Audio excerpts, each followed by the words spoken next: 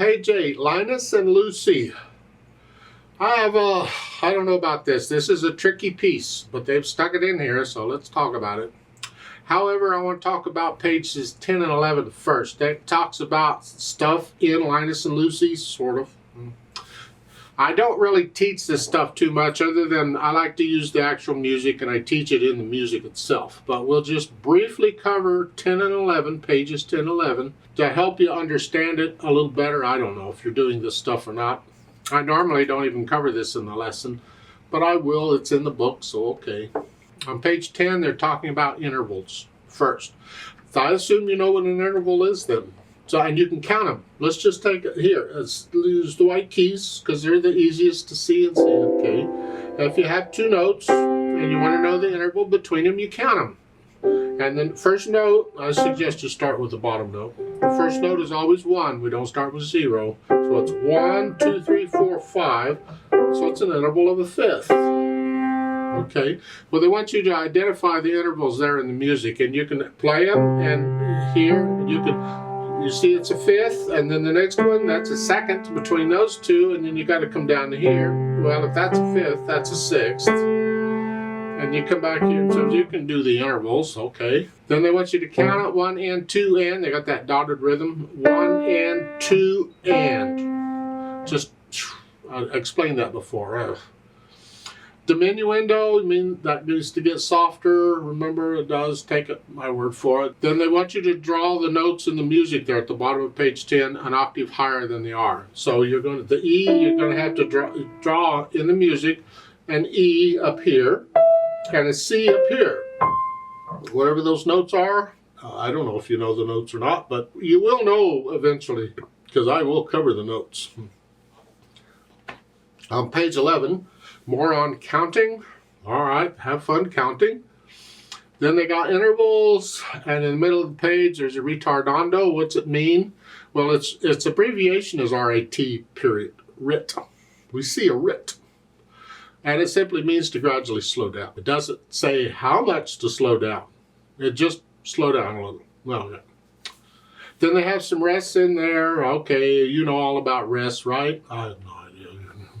Then they want you to draw the C's on the steps, grand steps. And you can do that. If you have questions, you're welcome to ask. However, let's take a look at this Linus and Lucy thing, because it looks ugly, and I think it is. I wonder if it's really appropriate to put this in this book at this point. Well, we'll talk about it 4/4 time. So there's 4 counts in a measure, and a quarter note gets a count. Okay. We have accidentals in here. We're using a few black keys, but mostly white. You got repeat sign on the first line. You can play the first line twice. Okay. Rhythm. Oh, rhythm. We got to deal with this. I want to take it one hand at a time. Let's just make sure first we get the notes and the rhythms in that. Right hand. I'm going to skip the first line because it's easier on that one if we do both hands together because of the way the notes are written. So I'm going to start at measure 5 in the right hand. We're here. 1 and 2 and. Just take it slow and easy. 1 and 2 and. 3 and 4 and. 1 and 2 and. Comes on the and of 2. 1 and 2 and. Remember our dotted rhythms. Here, the quarter note comes on beat 1. The dot comes on beat 2. And that's the same as an eighth note. So that comes on the end of 2. 1 and 2 and. Going on. 1 and 2 and. Then you got the C and E together, and you're going to hold those down for 4 counts. And then 2 beats rest, and you do it again. You get this quite a bit, this one. Let's go over to measure 15, or the pickup to measure 15.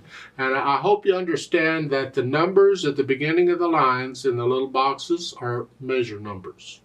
So the first line gets 2 measure numbers up there because it's repeated. So the first time you play it, it's measure 1. But then when you repeat it, it's measure 3. And I'll explain a little more about that later, but right now just know what they are. So you need to find the pickup to measure 15.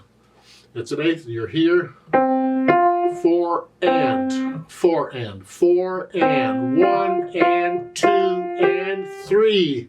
During that you come up. The rest is on beat 3. 3 and. So again, 4 and 1 and 2 and 3 and 4.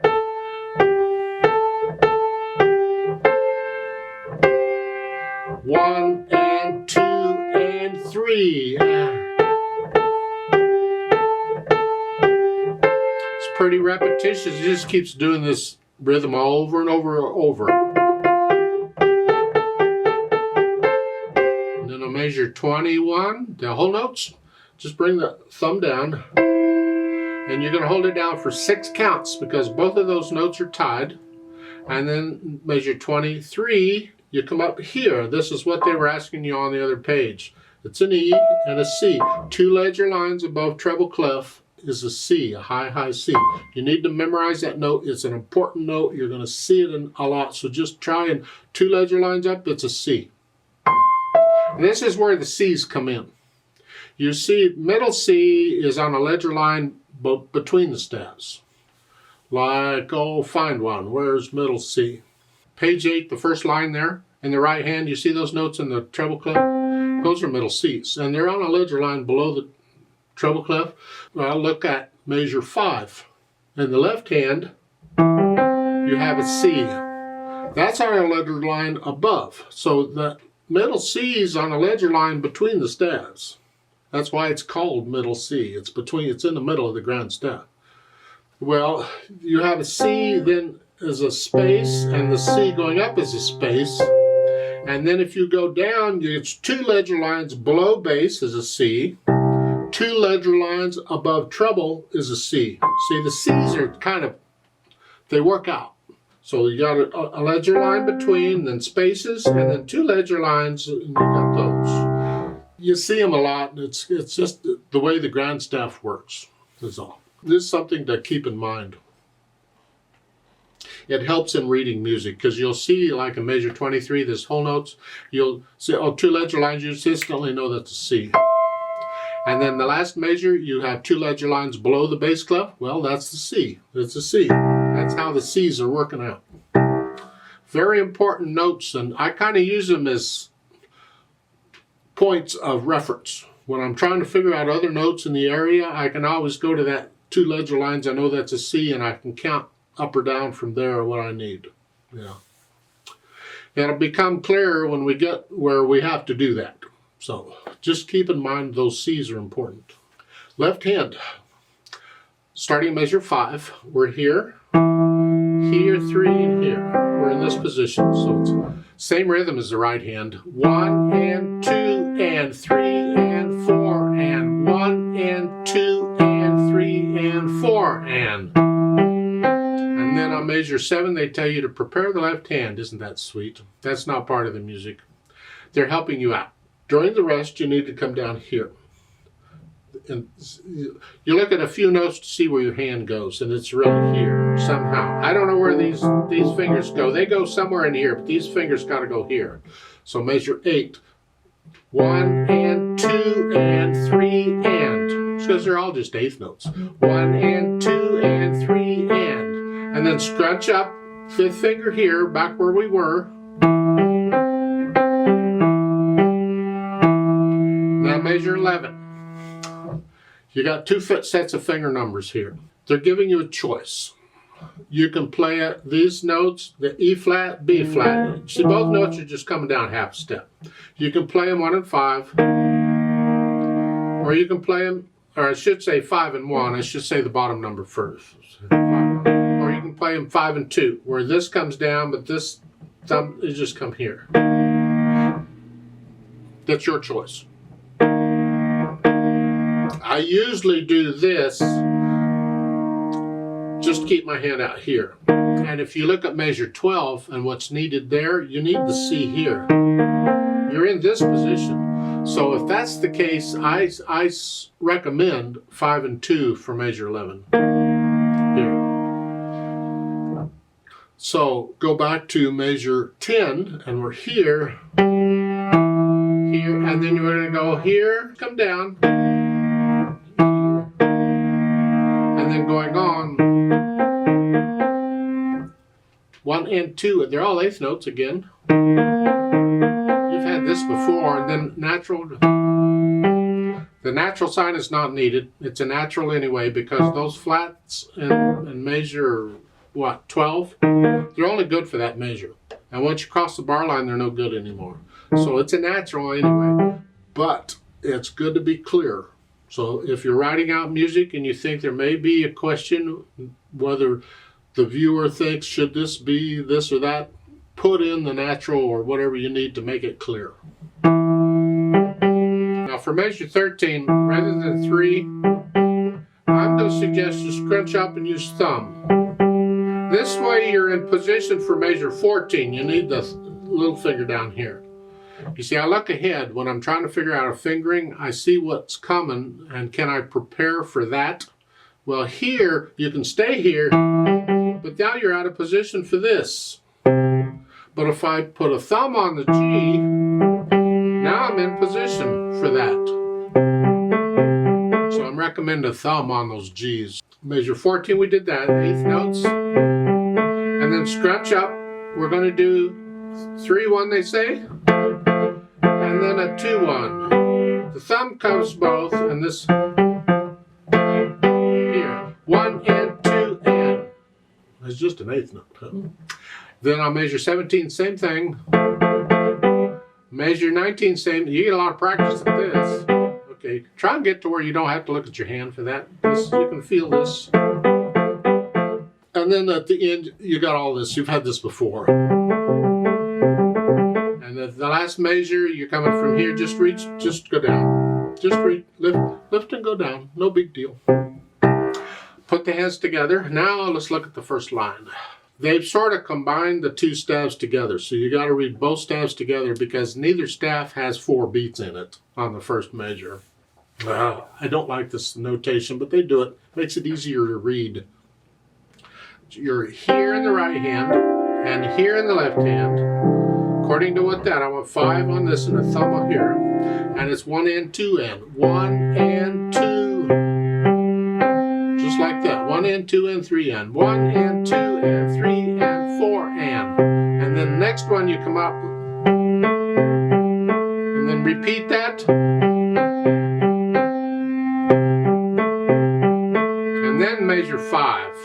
You come up, left hand, come up, 5th finger here. 1 and 2 and 3. 1 and 2 and 3 and 4 and. 3 and 4 and.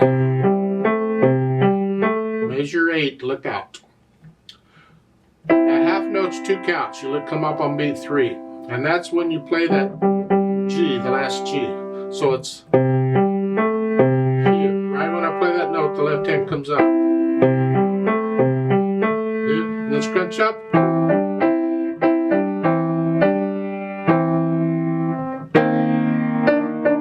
I know it sounds wonderful, just go with it. So measure 11. 1 and 2 and 3 and 4 and 1 and. 1 and 2. You get the idea?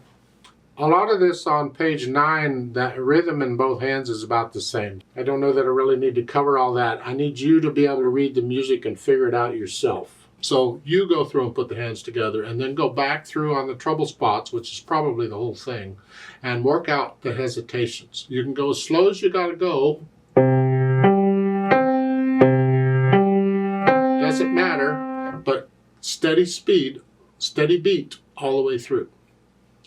Then, after you've done all that, this could be a month later, then we'll think about the articulation. Here at the beginning, connect these eighth notes. And you have an accent on that one. Just play it a little louder. And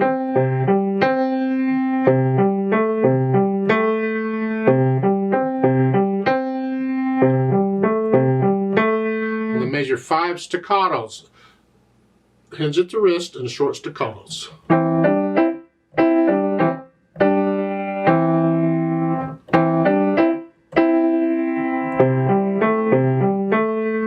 Now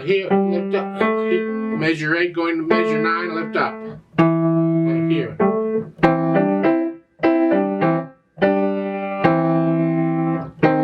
Here. Now when you get to measure 15, it's an accent on the first one, and a staccato and an accent on the last one. It's a syncopation. It throws the beat off. You think, ba-da-da-bum, what? Okay, yeah, it's edgy. Yeah. Again.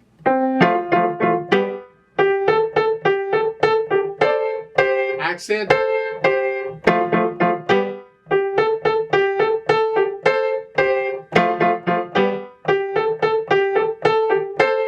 And on these, like in measure 18, just down, up, 2 note slurs. An accent. Huh?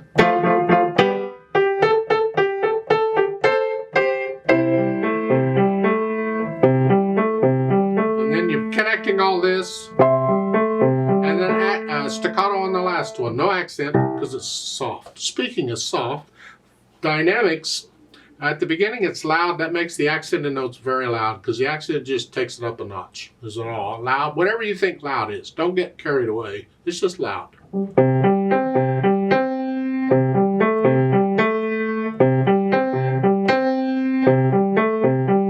then come down a little bit to moderately loud, and that's the melody. That's the right hand. The left hand, keep it in the soft if you can.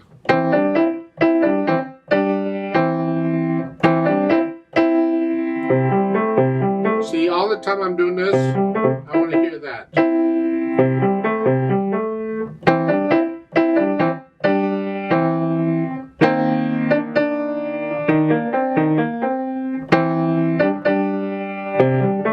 Now, I'll pick up to measure 15, you go up a notch to loud. That makes the accented notes very loud, and you can do both hands the same here.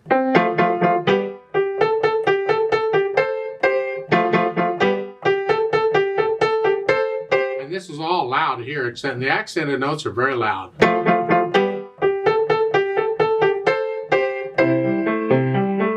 Then you have this long hairpin starting at measure 21. Each time you do this, do it a little softer.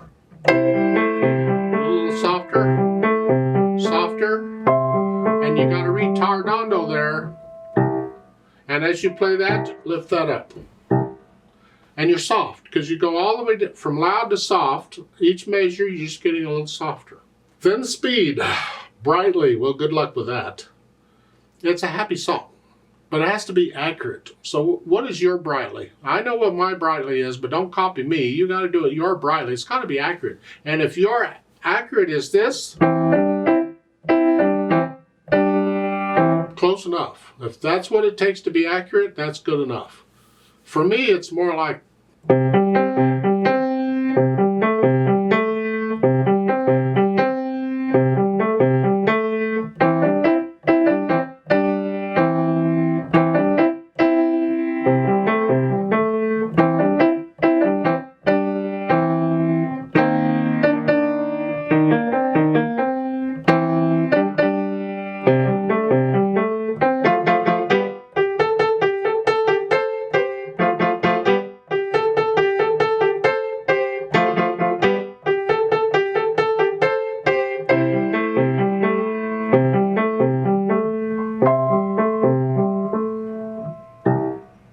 I like to play it with you very slowly. Let's check the notes and the rhythms. I'm not going to do any dynamics. I'll do the accents, but I'm going to play both hands about the same.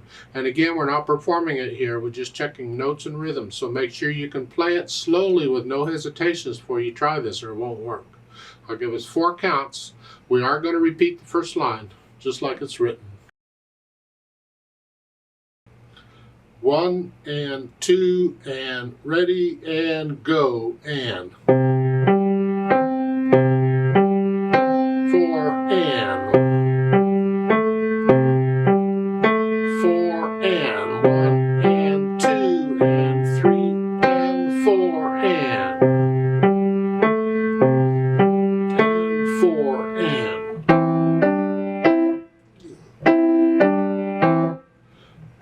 and 2 and 3 and 4 and and. 4 and.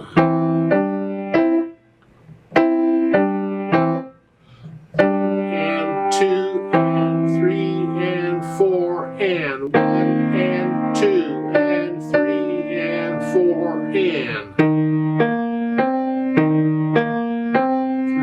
and 1 and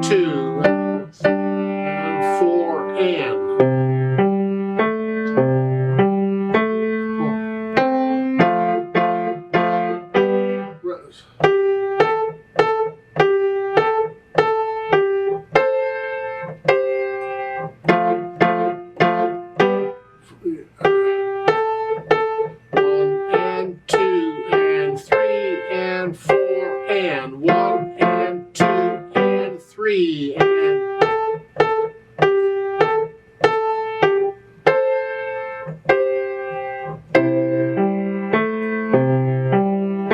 4 and